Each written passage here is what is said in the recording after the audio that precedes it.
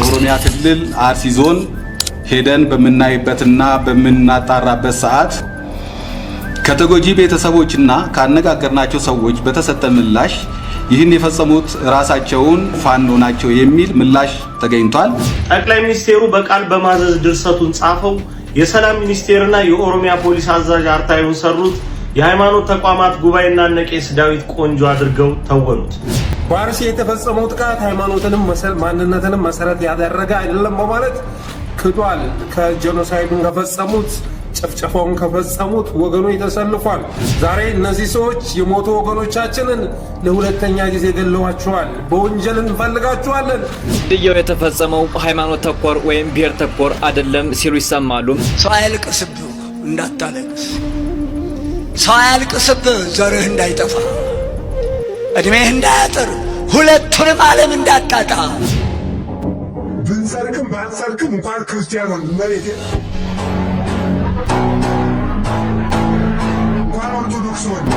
ሰላም ጤና ይስጥልን ውድ ክርስቲያኖች እንደምን ቆያችሁ? የእግዚአብሔር ሰላም ከሁላችን ጋር ይሁን እያልን ወቅታዊና አዳዲስ መረጃዎችን ይዘንላችሁ መጥተናል።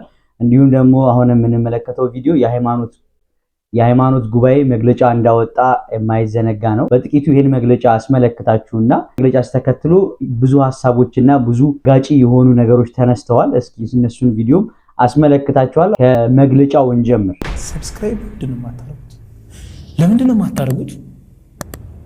አሁን ማርኩ። ኦሮሚያ ክልል አርሲ ዞን ሄደን በመናይበትና በመናጣራበት ሰዓት ከተጎጂ ቤተሰቦችና ካነጋገርናቸው ሰዎች በተሰጠ ምላሽ ይህን የፈጸሙት ራሳቸውን ፋኖ ናቸው የሚል ምላሽ ተገኝቷል። ባወጡ አካላትና ክስተቱ ከተከሰተበት አካባቢ መሃል ትልቅ የመረጃ ክፍተት መፈጠሩ ታይቷል። ሌላው የችግሩ መፈጠር ተለዋዋጭ ባህሪያት የለውም። በአጠቃላይ ፖለቲካዊ የሚመስሉ ጉዳዮች መኖራቸውን ነው ከማህበረሰቡ ምላሽ ያገኘ ነው።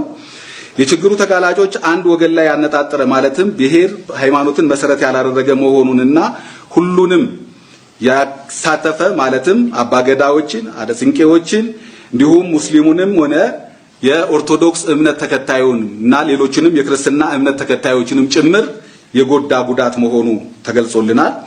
ማጠቃለያው ሐሳብ ላይ አጥኚ ቡድኑ በአራት ወረዳዎች በመንቀሳቀስና እውነታውን ለባለድርሻ አካላት ለማቅረብ ስራውን የጀመረ ሲሆን በአራት ወረዳዎች ባስቀመጠው የጥናት እቅድ መሰረት ተግባራዊ ስራውን ያከናወነ በመሆኑ ጥቅል ዝርዝር ሁኔታዎች ማለትም የሟች ማንነት፣ የአሟሟት ሁኔታ፣ ብዛታቸው፣ የሃይማኖት ስብጥሩ ወዘተ በቀጣይ በጥናት የሚካተቱና የቀሩትን ወረዳዎችን በማከለ መልኩ የሚያቀርብ መሆኑን እየገለጽን አሁን ካለው ሁኔታ አንፃር ለተጎጂ ማህበረሰብ የሰብአዊ ድጋፍ የሁሉንም ማህበረሰብ ርብርብ የሚፈልግ መሆኑን በአንክሮ እየገለጽን የመንግስት ጸጥታ ኃይል አሁን ባየነው ሁለት ወረዳዎች መነሻ ወይ ማለት በአራት ወረዳዎች መነሻ ማህበረሰቡ ተረጋግቶ የዕለት ተዕለት ኑሮውን መኖር ይችል ዘንድ ትኩረት መስጠት እንዳለበት ሁሉ በሌሎችም ወረዳዎች አጠናክሮ የሚቀጥል መሆኑን እምነታችን የጸና ቢሆንም የአጥኚ ቡድንም የቀሩትን ወረዳዎች በአጭር ጊዜ ውስጥ በመከታተል ጥቅል ሐሳቦችን የሚያቀርብ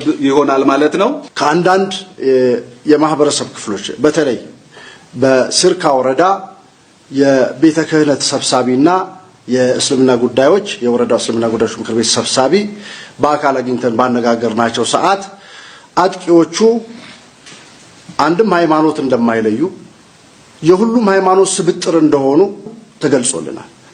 ሃይማኖታዊ ትንኮሳ ወይንም ልዩነት እንደሌለ ህዝቡ እንደ ጥንቱ ሁሉ አብሮነቱን ጠብቆ እንዳለ ተሰብስቦ አብሮ ሲወያይ እንደደረስንበት ባየነው መሰረት ህዝቡ መሃልም ይሁን የእምነት አባቶቹ መሃል ልዩነት እንደሌለ አረጋግጠን መምጣታችንን ህዝብ እንዲያውቅ ይፋ ለማድረግ ነውና በአጭሩ የተመለከተው ይሄን ይመስላል። እንግዲህ ይህ መግለጫ እንግዲህ እንደሰማችሁት ነው። በጣም የሚገርምና ግራ የሚያጋባ ነው። በዚህ መልኩ መግለጫው ተሰጠ ተባለ። የሞቱ ሰዎች እውነት ሞተዋል ከተባለ እነዚህ ሰዎች የገደላቸው ማን ነው? ፖለቲካዊ አጀንዳም ከሌለው ሃይማኖታዊ አጀንዳም ከሌለው ምን አጀንዳ ተይዞ ነው እነዚህ ሰዎች የተገደሉት? በምን አይነት ነገር ነው? ፋኖና እስኪ አስቡት፣ ፋኖ እዛ አርሲ ድረስ ሄዶ ሲገድል ትልቅ ጦርነት ትልቅ ዘመቻ ላይ ያለ የአርሲን ክርስቲያኖችን ለቅሞ ሲገድል ሙስሊሞች ተገለዋል ብላችኋል። አዎ 2 ሙስሊሞች ተገለዋል። እነዚህም ክርስቲያኖች አይገደልም ብሎ ቤታቸው ስለሸሸጓቸውና ስለደበቋቸው ሙስሊሞችን ገለዋል። ጠቅላይ ሚኒስቴሩ በቃል በማዘዝ ድርሰቱን ጻፈው። የሰላም ሚኒስቴርና የኦሮሚያ ፖሊስ አዛዥ አርታዩን ሰሩት። የሃይማኖት ተቋማት ጉባኤና ነቄስ ዳዊት ቆንጆ አድርገው ተወኑት። ከሪፖርቱ ጀርባ ያለው ቅሌትና እውነት ሲጋለጥ የሚከተለውን ይመስላል። ከዛ በፊት ግን ሁላችሁም አካውንታችን እየተዳከመ ነውና ኮፒ ሊንክ ከማድረግ ይህን ቪዲዮ እንድጀምሩት ጠይቃችኋለሁ። እንግዲህ እስካሁን ድረስ የአርሲ ኦርቶዶክሳውያን ወገኖቻችን ግድያ አልቆመም። ባልቆመው ግድያ መካከል ታዲያ የሃይማኖት ተቋማት ጉባኤና የተወሰነ አጣሪ ቡድን ተንደርድረው መጥተው ፍጹም የእውነትነት መሰረት የሌለውን ሪፖርት አሰምተው የበለጠ ልባችንን አደሙት። ከሪፖርቱ ጀርባ ያለው እውነት ግን እንዲህ ነው። ተንደርድረው እንደሄዱበት አይደለም የአርሲ ምድር ነገሮች የጠበቃቸው። ገና ሲደርሱ ከጠቅላይ ሚኒስቴር በተሰጠ አቅጣጫ መሰረት ስትመለሱ በፍጹም የሃይማኖት መሰረትነት የሌለው ጥቃት መሆኑን እንድትዘግቡ ሪፖርታችሁ ይሁን ተብለው ገና ሳያዩ በተሰጣቸው አቅጣጫ ብቻ እንዲመለሱ ተደረጉ። ታዲያ እዛ ደርሰው ብዙ መዟዟር አልተጠበቀባቸውም። ጉዳት ያለባቸውን ቦታዎች በፍጹም ሄደው አላዩአቸውም። ይልቁኑ አንድ አዳራሽ ውስጥ ለሌላ ስብሰባ የተገኙ ሰዎችን አመካክረን ሰማን ብለው ይህንን ሪፖርት ይዘው ተንደርድረው መጡ። ታዲያ ሪፖርቱን ይዘው ሲመጡ ከማቅረባቸው በፊት ያላመናቸው ጠቅላይ ሚኒስቴር ሁለት ተጨማሪ አራሚዎችን ላከ። የኦሮሚያ ፖሊስ አዛዥና የሰላም ሚኒስቴር። ከዛ ወደ ሃይማኖት ተቋማት ጉባኤ ሄደው የታለ ሪፖርቱ አምጡ አሏቸው። ተመለከቱ። ታጣቂ የሚል ጽሑፍ አለበት። ይህንን ታጣቂ የሚል ለምን አደረጋችሁ? በሉ ቀይሩ፣ ፋኖና ሸኔ ብላችሁ ተኩት አሏቸው። ያንን ተክተው አነበቡልን። የሆነው ታሪክ ይሄ ነው። በነገራችሁ ላይ የሃይማኖት ተቋማት ጉባኤን በተመለከተ ተስፋ ከቆረጥንበት ቆይተናል። የኦርቶዶክሳውያን ጥቃት ላይ እየተከታተለ ጥላሸት መቀባት ስራው ነው። ከዝንብ ማር አይጠበቅም። ከዚህ ቀደም በቅበት ኦርቶዶክሳውያን ጉዳይ ያመጣው ሪፖርት ወይም ዳስሻ አጥንቻ አምጥቻ ያለው ጽሑፍ እስካሁን ድረስ ስድባችን ሆኖ መተተኞች እየተባልን የምንሰደብበት ነው። ሌላው ደግሞ እነ ቄስ ዳዊትን በተመለከተ የጠቅላይ ቤተ ክህነት ጡረተኞች ለወዳቸው ያደሩ መሆናቸው ግልጽ ነው። ከዚህ ቀደም እንዲህ ተደፍተው በቅዱስነታቸው ፊት የተቀበሉትን የአዲስ አበባ ሀገረ ስብከት ህጋዊ የሆነ አካሄድና መዋቅራዊ የሆነ ጥቃትን የተመለከቱ ጉዳዮች ላይ እሰራለሁ ብሎ 1000 ምናምን ሪፖርቶችን ይዞ የጠፈነገና ያንን በልቶ ውጦ ዛሬ ለወዱ ያደረ መሆኑ ግልጽ ነው።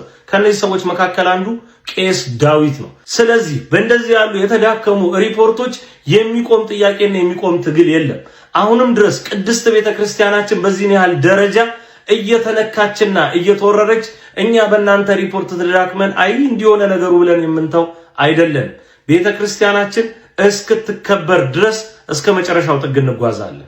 የአርሲውን ጥቃት አጣራለሁ ብሎ ወደ ስራ መግባቱን የገለጸልን የኢትዮጵያ የሃይማኖት ተቋማት ጉባኤ በሚል ስም የሚጠራው ስብስብ ዛሬ ሪፖርቱን ይፋ አድርጓል። በዚህም ሪፖርቱ ላይ በአርሲ የተፈጸመው ጥቃት ሃይማኖትንም ማንነትንም መሰረት ያደረገ አይደለም በማለት ክዷል።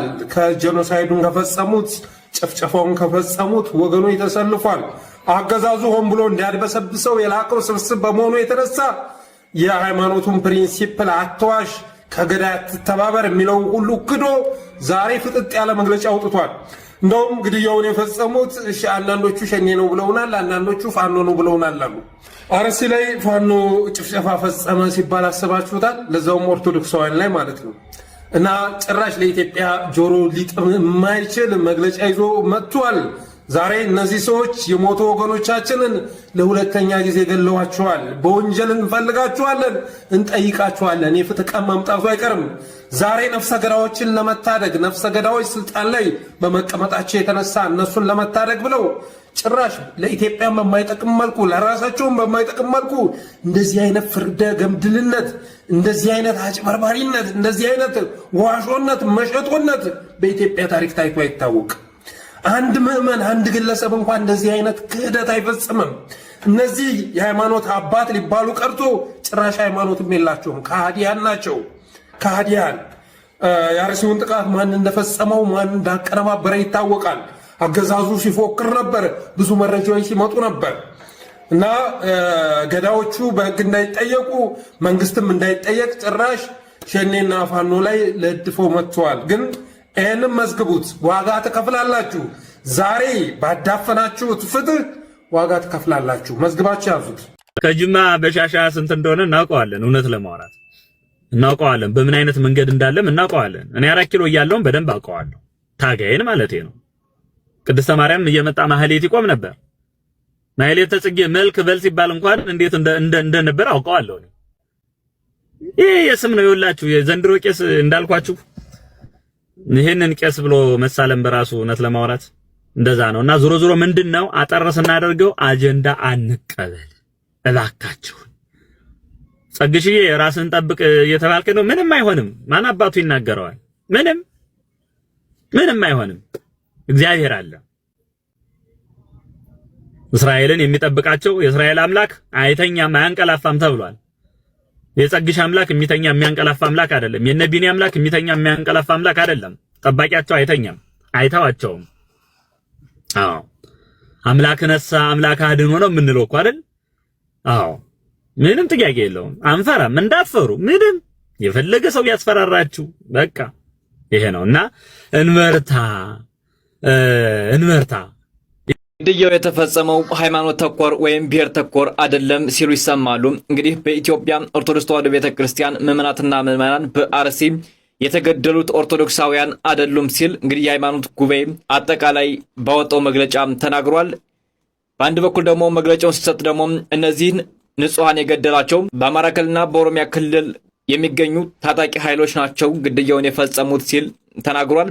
በአንድ በኩል ደግሞ ግድያውን የፈጸሙት እነማን እንደሆኑ አላወቅኩም ሲል ነው እንግዲህ መያዣና ማሳሪያ የሌለው መግለጫ የሰጠው ማለት ነው። የሃይማኖት ጉባኤው እንግዲህ የኢትዮጵያ ኦርቶዶክስ ተዋሕዶ ቤተክርስቲያን ከዚህ ጉባኤ ማግለል አለባት።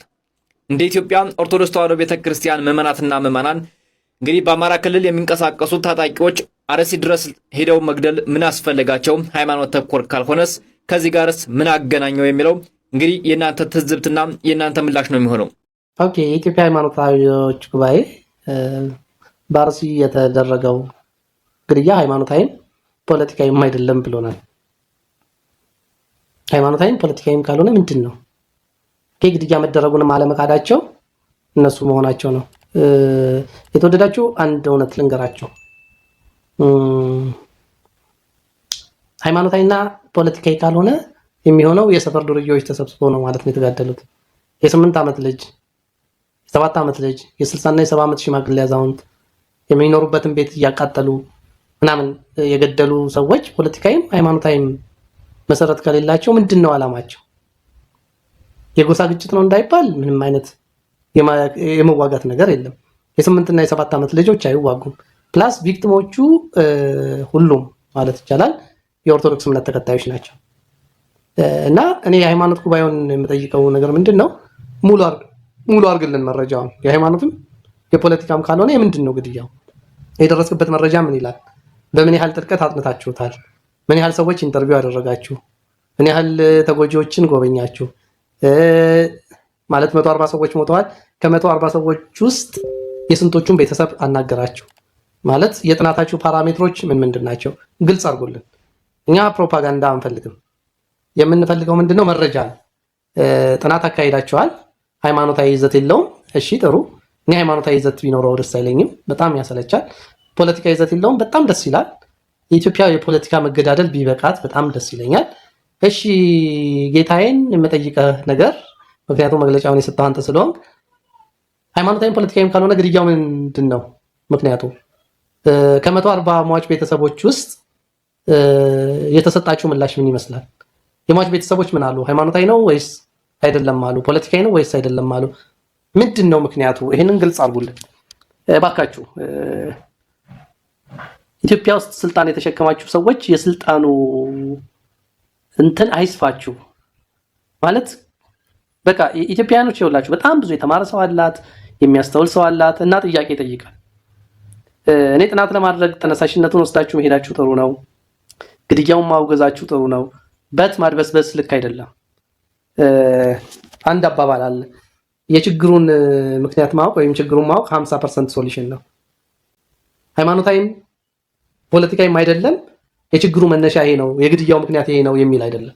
ሁለተኛው ግድያውን ካረጋገጣችሁ የአርሲ የዛ አካባቢ አስተዳዳሪ ወይም ደግሞ የዞኑን መሪ ጠይቃችሁታል ወይ? ከሳችሁታል ወይ? ወይስ ይሄ ሁሉ ሰው ሲሞት ምክንያቱን አጣርታል ብላችሁ ጠይቃችሁታል ወይ? የአካባቢውን የሙጅሊስ ተወካዮችና የሲኖዶስ ተወካዮች አወያይታችኋል ማለት የሃይማኖት ጉባኤ ከሆናችሁ በሃይማኖት ጉባኤ ቁመና ተገኙልን። እኛ ከእናንተ የምንጠብቀው ቁም ነገር ነው። ፕሮፓጋንዳውን ተውት። እንግዲህ እንደተመለከታችሁት ነው ቪዲዮቹ ይሄን ይመስላሉ። ብዙ ሰዎች ስሜታዊ ሆነው ተናግረውበታልና ይሄ የሃይማኖት ጉባኤ መግለጫ እውነት ልክ አይደለም፣ ሊታረም ይገባል። ሰው አያልቅስብህ እንዳታለቅስ፣ ሰው አያልቅስብህ ዘርህ እንዳይጠፋ፣ እድሜህ እንዳያጥር፣ ሁለቱንም ዓለም እንዳታጣ፣ በስጋህም የወዲያኛው ዓለም ያለቀሰው ገንህን እንባው ነብስ፣ እድሜህ እንዳያጥር፣ በቆመህ እንዳትነድ። እንባ እሳት ነው፣ እንባ መዶሻ ነው፣ እንባ ሰይፍ ነው።